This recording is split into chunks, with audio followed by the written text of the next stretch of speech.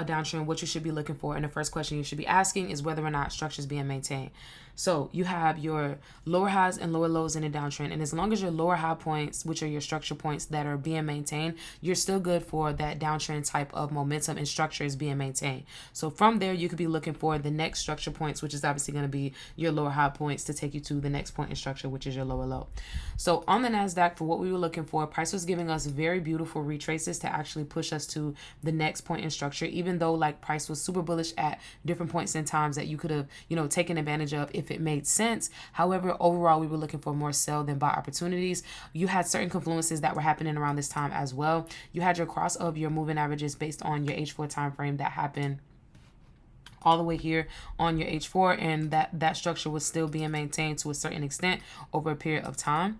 And from there, what you could have been doing as well is seeing like certain things that were happening. So last week, price actually broke beyond a previous area of support, as well as beyond that 1500 area that we were anticipating. Once price broke beyond that point, it actually gave us the next lower high point based on like price coming back into a previous area of support, now term resistance. So that's actually like a major area of confluence based on your H4 time frame. So from there, once this H4 candle closed and you had that buyer's exhaustion happen like right up in there, it's not a lot, but it's still there.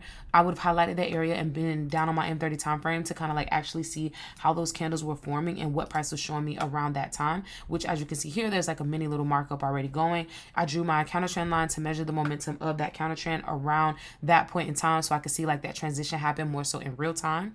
Price actually came back into that zone and actually tested this area. So from there, again, you could have gone down to like your M5 or even your M1 time frame to see that transition happen a little sooner.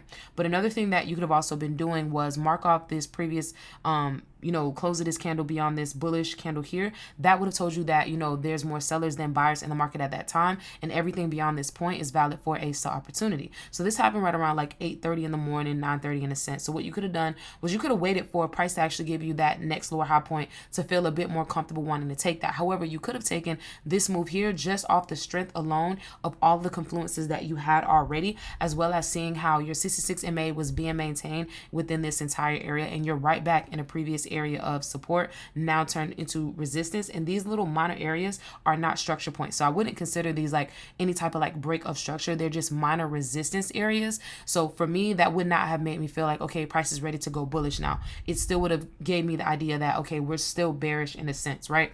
So from there, that's what you would have been looking for as far as like to look for possible entry points, and you would have felt super comfortable. But even with the close of this M30 candle, you could have been in this already based on like your M5 time frame, or even entering here, even though your stop loss would have had to be a bit more flexible, and you probably would have had to scale back just a little bit, because I think this candle was over like 40 or 50 pips.